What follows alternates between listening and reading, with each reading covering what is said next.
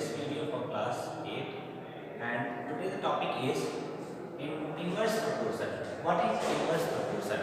इसके पहले हमने वीडियो में डिस्कस किया हुआ है इस बारे में इस वीडियो में। तो इनवर्स प्रोपोर्शन क्या होता है?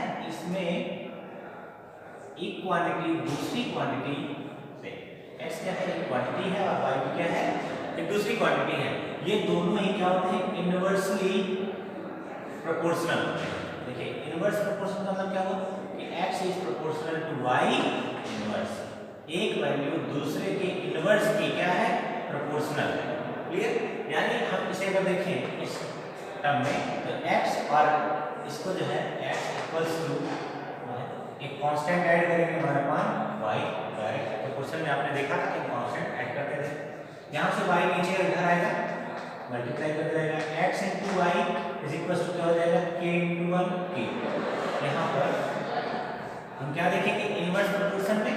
इनवर्स प्रोपोर्शन में हम प्रोडक्ट ऑफ क्वांटिटीज क्या होगा? हमेशा ऑलवेज एक कांस्टेंट नंबर होगा, सेम होगा। ठीक है, तो हम किसी भी दो क्वांटिटी के लिए उनका प्रोडक्ट अगर सेम पाते हैं हम क्या कहेंगे? These quantities are in inverse proportion. Okay, now यहाँ पर ये क्या है? ये है कांस्टेंट ऑफ वेरिएशन। क्या है? ये इज कांस्टेंट ऑफ। अब कौन सा वेरिएशन चल रहा है यहाँ पर? x into y का। x into y का निकालते हैं जब इनवर्स प्रोपोर्शन होता है तो कांस्टेंट ऑफ इनवर्स वेरिएशन। ये किसका कांस्टेंट है? Constant of inverse variation.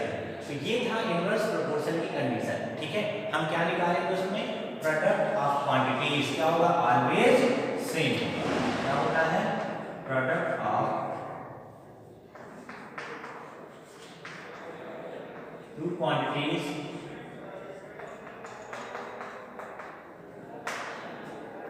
Are same. Clear? तो प्रोडक्ट ऑफ टू क्वांटिटीज हमेशा क्या होगा? सेम होगा। जैसे हम बात करें जो है speed is inversely proportional to time. Speed क्या होती है? हमेशा टाइम के इनवर्सली प्रोपोर्शनल होती है। ठीक है, जैसे हमें एक फिक्स डिस्टेंस में कहीं पहुंचना है, ठीक है, मान लीजिए हमें 4 किलोमीटर चलना है, स्पीड हमने कम रखी है, स्पीड हमारी डाउन होगी, हमें टाइम क्या लगेगा? ज़्यादा लगेगा। धीरे धीरे जाओगे तो समय ज़्यादा लगेगा। और अगर आपने स्पीड को जो है अपनी स्पीड बढ़ा मैक्सिमम कर ली, यानी स्पीड बढ़ा ली तो समय क्या हो जाएगा? कम हो जाएगा। तो आप इनवर्स प्रोपोर्शन में चीज देख रहे हो कि अगर एक क्वांटिटी बढ़ती है तो जो एक क्वांटिटी बढ़ती है तो दूसरी घट जाती है, और जो है दूसरी अगर पहली क्वांटिटी बढ़ रही है तो दूसरी क्या हो जाएगी? घट रही है तो दूसरी क्या आ जाएगी? बढ़ जाएगी। That means speed is inversely proportional to time. Speed और टाइम अगर देखें तो क्या होते हैं? These are inversely proportional, right? तो हम यहाँ पर क्या देखेंगे? इनका प्रोडक्ट देखेंगे। क्या? Speed into time is always same. क्या होगा? वो एक सेम क्वांटिटी देगा। ठीक है, और ये सेम क्वांटिटी क्या होती है? वो डिस्टेंस होती है जिसे उसे ट्रेवल करना है। किसमें? अगर समय कम लिया तो स्पीड ज्यादा होगी, अगर स्पीड कम है तो समय ज्यादा होगा। तो इस तरह से हम इनवर्स प्रोपोर्शन को समझेंगे।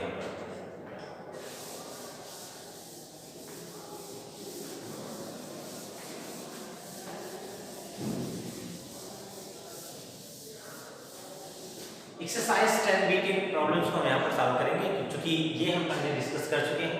तो एक्सरसाइज 10B का क्वेश्चन नंबर 1 कहता है the volume V of gas at a fixed temperature. तो volume of gas, question number 1 ये पार्ट क्या कहता है? Volume of gas, volume V of gas at a fixed temperature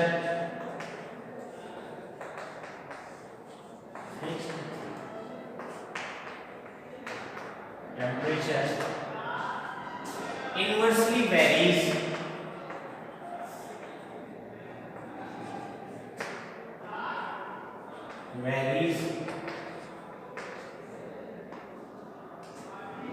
as the pressure।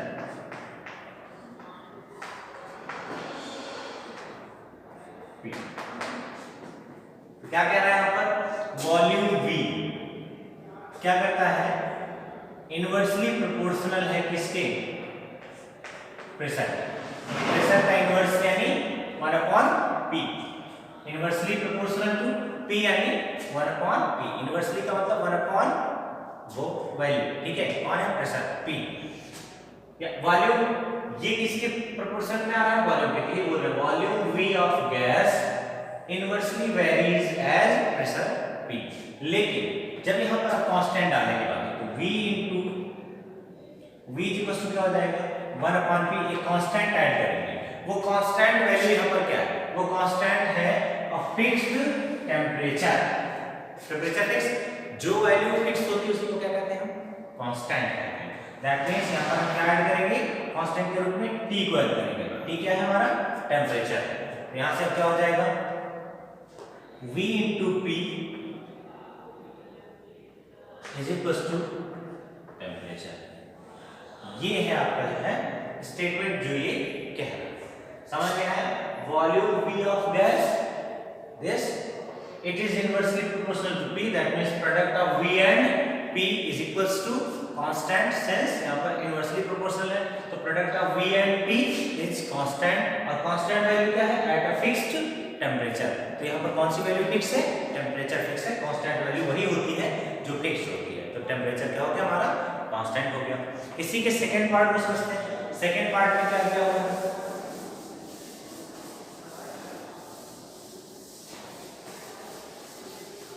Second part में क्या रहा है? The height current in an electric circuit eight a fixed voltage. कह रहा है कि current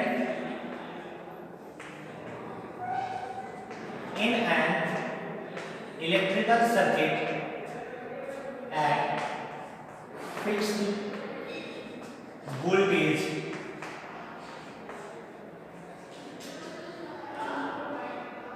varies inversely as resistance R, varies inversely as resistance R। यहां पर देखिए I varies inversely proportional to R। क्या हुआ? I varies inversely proportional to R, that means I is equals to constant add करेंगे। उससे पहले इसको लिख लेते हैं। कांस्टेंट क्या है? फिक्स्ड वोल्टेज, और वोल्टेज को हम V से लिखते हैं। क्या हो जाएगा? वोल्टेज। ठीक है? कांस्टेंट वैल्यू हमारी क्या होगी? वोल्टेज। हमको बताया है। यहां से I into R product of both quantities, current I, current क्या है? I, और resistance, these are inversely proportional to each other, so that product of these two quantities is equals to a fixed value, that is voltage. Now you have to clear it like this. तो इस statement को हमने यहाँ अपने equation रूप में change कर लिया है सेकंड का। तो इस तरह से आप इसके अदर पार्ट्स को भी क्वेश्चन नंबर 1 की अदर पार्ट को सॉल्व करेंगे। ठीक है? अभी क्वेश्चन नंबर 2 देखते हैं।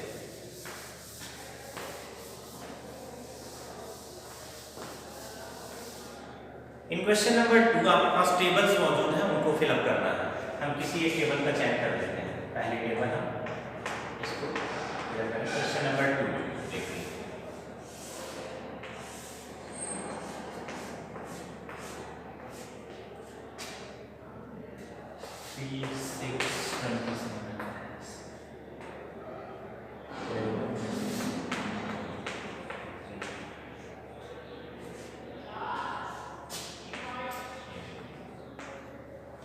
ये वैल्यू दी गई है, जहां पर डैश है ये हमें फिलअप करना है। ठीक है?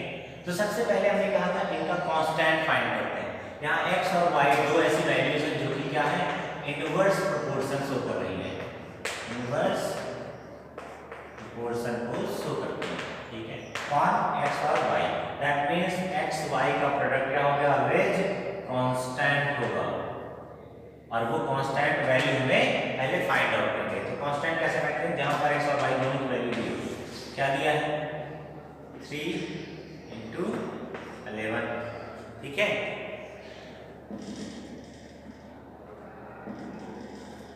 सॉरी, इसमें आपको बताना है इनवर्स प्रोपोर्शन इक्वेशन से फाइंड आउट करना है कि कौन सा इनवर्स शो कर रहा है।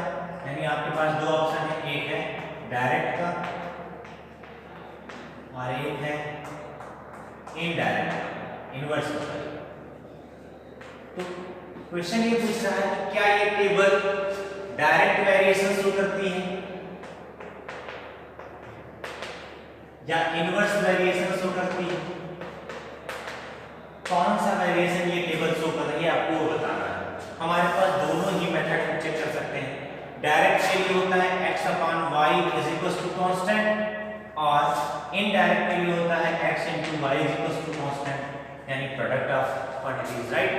इसमें क्या निकालते हैं, रेशियो ऑफ क्वांटिटीज। इसमें क्या निकालते हैं, प्रोडक्ट ऑफ क्वांटिटीज सेम होना चाहिए। हम यहाँ पर इन दोनों में देखते हैं, वैल्यू में दी हुई है इन दोनों ही कंडीशन का, ठीक।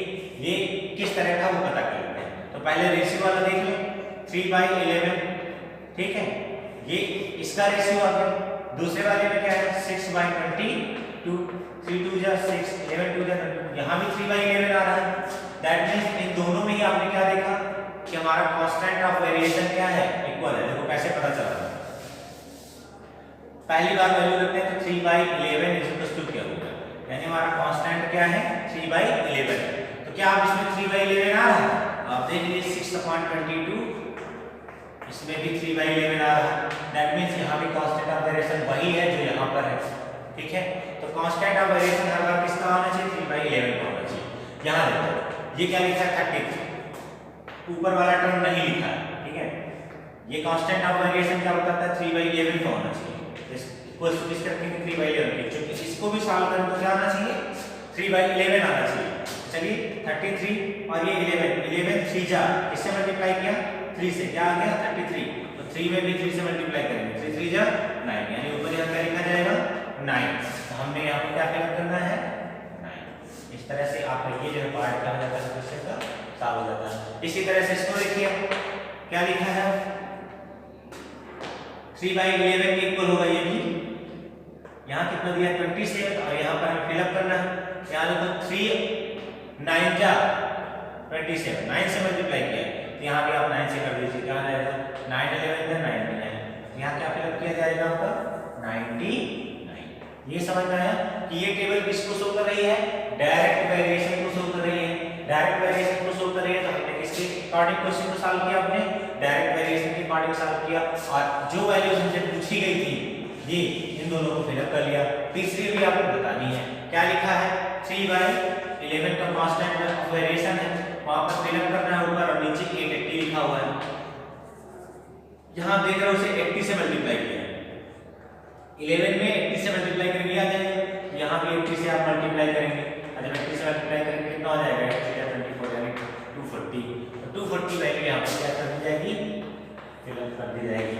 इस तरह से आपको जो है सॉल्व करके ये क्वेश्चन को पुट अप करना, ठीक है। इसके बाद दूसरा एक पार्ट और देख लेते हैं जिसमें इनवर्स का कंडीशन है। यहाँ की दोनों ही क्वांटिटीज क्या थी, डायरेक्ट वेरिएशन से कंप्लीटेड थी, ठीक है।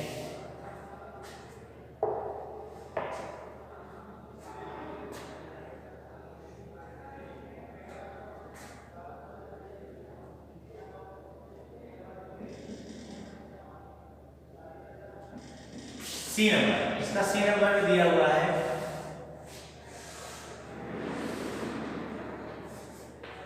x क्वांटिटी y और टेबल में लिखा है 248 3 7 4 24 सॉरी 3 यहाँ पर कुछ नहीं लिखा है, इसे फिलअप करना 4 24 यहाँ पे 16 ऊपर फिल ब्लैंक है और एक और पार्ट है उसमें 8 नीचे फिल ब्लैंक। ऐसी कंडीशन पर इस क्वेश्चन को सॉल्व करें। फिर एक बार वही, क्योंकि ये दूसरे क्वेश्चन का ही पार्ट है, हमें क्या चेक करना है, इनडायरेक्ट वेरिएशन को चेक करना है और डायरेक्ट वेरिएशन को चेक करना है। तो देखिए अब ये इनडायरेक्ट है डायरेक्ट कैसे पता चलेगा, तो हम सबसे पहले जो है कंडीशन को अप्लाई करेंगे, x/y = कांस्टेंट। हर बार क्या आना चाहिए, वो कांस्टेंट होना चाहिए। तो हम सारी कंडीशन को चेक करते हैं। पहले हमारे पास दो टेबल दी हुई है, जो दो दी हुई है उन्हीं को चेक करते हैं। क्या लिखा है 2/48, क्या ये इक्वल होगा 4/24 के? अगर ये दोनों इक्वल हैं, ठीक है, तो हम ये कहेंगे कि हाँ जो है ये डायरेक्ट वेरिएशन है। बट देखते हैं यहाँ 2 × 2 और 24 2 × 40, यानी 1/24 का आ रहा है, और यहाँ पर देखें 1/6 का आ रहा है। दोनों अलग अलग है, ये 1/24 ये 1/6, यानी ये नहीं हो सकता। ठीक है, जो दोनों वैल्यूज थी उसके अकॉर्डिंग नहीं होगा। बचा दूसरा वेरिएशन कौन सा है, xy कांस्टेंट। तो चलिए xy देखो यहाँ पर 2 × 48 क्या ये जो है 4 × 24 के इक्वल होगा? जो दोनों दी हुई है उन्हीं का हम क्या करें, प्रोडक्ट निकालते हैं। 28 का और 4 24 का देखते हैं कितना हो जाएगा।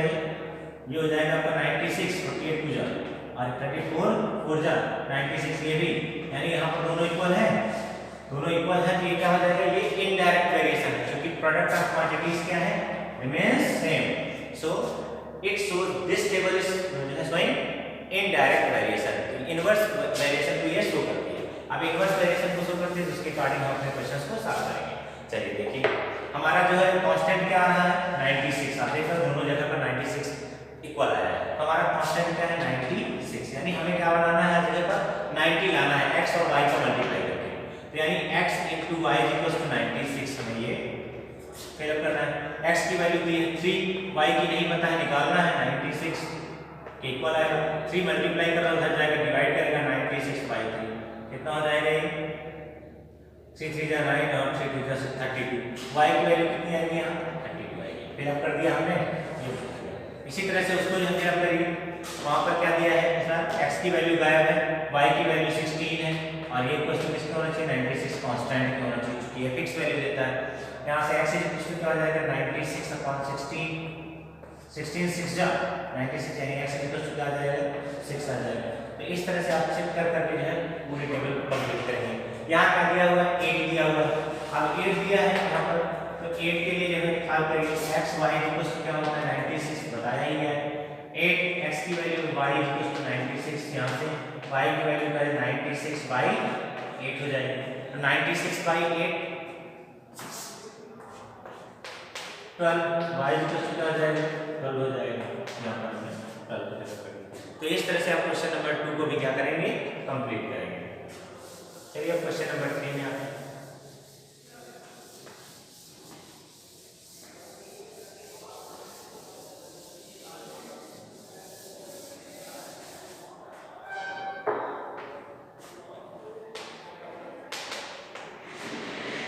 क्वेश्चन नंबर 3 का पहला पार्ट क्या कह रहा है, if y varies inversely as x, y varies inversely as x, that means y × x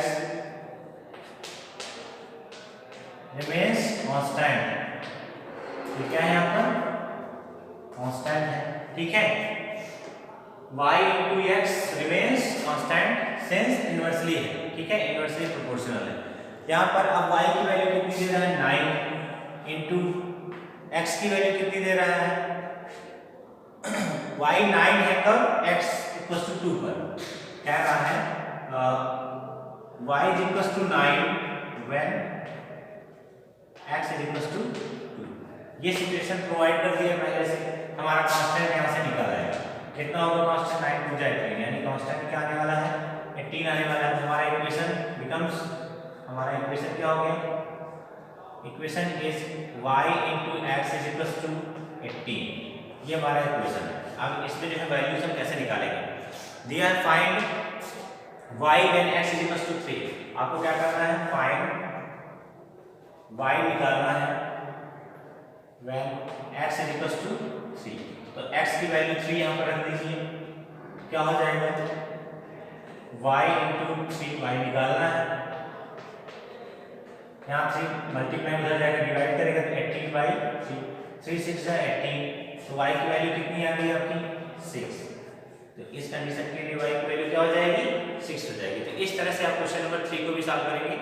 और जो है अब इसके आगे आप इसको सॉल्व करिएगा, ठीक है। इनवर्सली प्रोपोर्शनल की कंडीशन में प्रोडक्ट निकालेंगे तो कांस्टेंट मिल जाएगा। कांस्टेंट के बाद फिर जो है हमारा इक्वेशन न्यू टाइप से आएगा, हमने कांस्टेंट की वैल्यू रख देनी है, वेरिएबल हमारे y और x ही रहेंगे। फिर उसके बाद सॉल्व करेंगे, जो भी वैल्यू दी जाएगी उसको रख के दूसरी वैल्यू को हम फाइंड करेंगे। क्वेश्चन नंबर 4 में आते हैं। क्वेश्चन नंबर 4 देखिए क्या दिया है।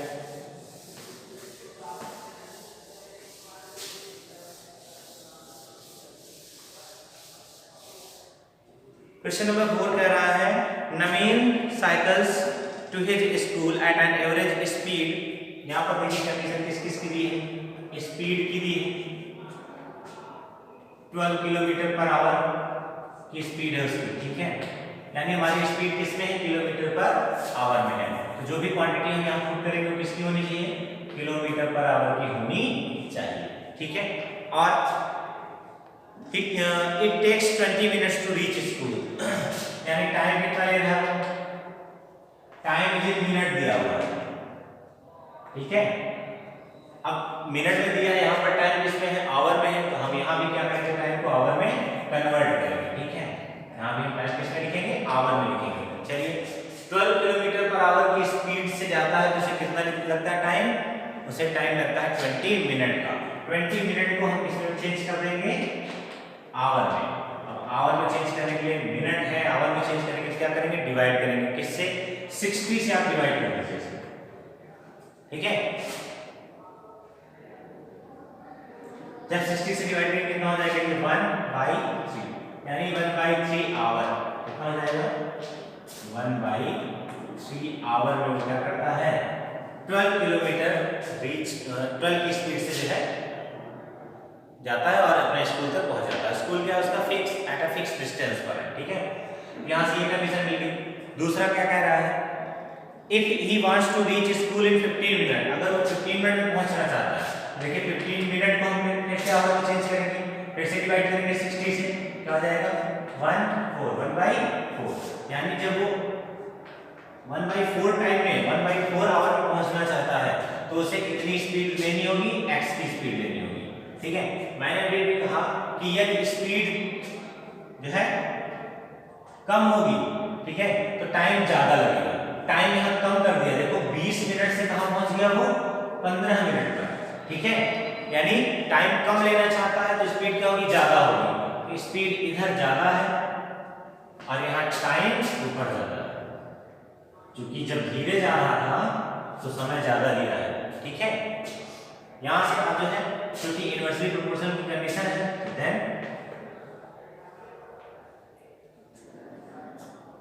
कंडीशन जिस प्रकार यहां पर देखो क्या है, 12/x में रखा है, यानी एरो का टर्म नीचे है, इज इक्वल्स टू, यहां भी क्या हो जाएगा 1/3 को नीचे रखेंगे, 1/4 ऊपर रहेगा। देखिए इस तरह से टेल को हमने ऊपर रखा और एरो को जो है उसके हेड को नीचे, यहाँ भी टेल को ऊपर रखेंगे और हेड को नीचे। या फिर आप चाहे तो इस तरह से भी कर सकते हैं, क्योंकि हमने देखिए इनवर्स प्रोपोर्शन है, हमने देखा कि जो है वैल्यू क्या हो रही है, जब इधर की वैल्यू इंक्रीज होती है तो इधर की वैल्यू डिक्रीज हो रही है। तो यहाँ से क्या हो जाएगा, इनवर्सली प्रोपोर्शनल कंडीशन में this into this is equals to this into, दोनों ही क्वांटिटीज का प्रोडक्ट क्या होता है, सेम होता है। दोनों क्वांटिटीज का प्रोडक्ट सेम है, इक्वल कर दिया। यहां से क्या हो जाएगा, देखिए 3 4 जा 12, 4 into 4, ये 4 डिवाइड में इधर आएगा मल्टीप्लाई करेगा, 4 into 4 is equals to x, 16 is equals to 8। अब अच्छा x देखो कहां पर है, x स्पीड है, किसमें है, किलोमीटर पर आवर में। यहां पर स्पीड इज इक्वल्स टू क्या हो जाएगा, 16 किलोमीटर पर आवर, यानी 16 किलोमीटर प्रति घंटे की स्पीड से चलेगा। यहाँ आप 16 लिख लीजिए। अब देखिए क्वेश्चन कुछ कैसे करेंगे, जब 12 किलोमीटर प्रति घंटे की स्पीड से जा रहा था तो समय क्या कर रहा था, ज्यादा ले रहा था, ठीक है। और जब 16 किलोमीटर प्रति घंटे की स्पीड से जा रहा है तो समय कम ले रहा है। ये क्या है, ये 15 मिनट है और ये क्या है 20 मिनट है। अगर देखो ना 12 किलोमीटर की स्पीड से 20 मिनट लगता है, 16 किलोमीटर प्रति घंटे की स्पीड से 15 मिनट लगते हैं। तो हो गया कन्वर्ट इस तरह से। तो आपको यही करना है, यहाँ पर यूनिट का ख्याल करना थोड़ा सा, ठीक है। यहाँ किलोमीटर पर आवर में दिया था, यहाँ मिनट में दिया था, हमने उसे आवर में बदल दिया। आवर बदल के आप वैल्यू रख के फिर चेक करेंगे कि क्या स्पीड और टाइम दोनों किस टाइप से वेरिएट होते हैं, इनवर्सली वेरिएट होते हैं। इनवर्सली वेरिएट होते हैं यानी हम क्या करेंगे, प्रोडक्ट ऑफ क्वांटिटीज निकालेंगे। तो इसका प्रोडक्ट इज इक्वल टू किसको हो जाएगा, इसको हो जाएगा। इस तरह से आप लोग क्वेश्चन नंबर 4 आपको आपका होमवर्क है क्वेश्चन नंबर 1 to 5 पूरी तरह से कॉपी में कंप्लीट करना है।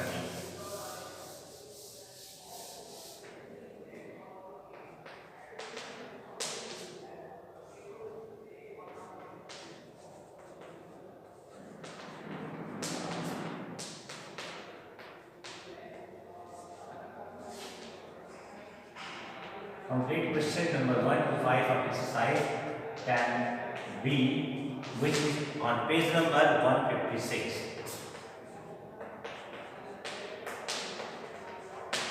From S. Shambu. Now, thank you class.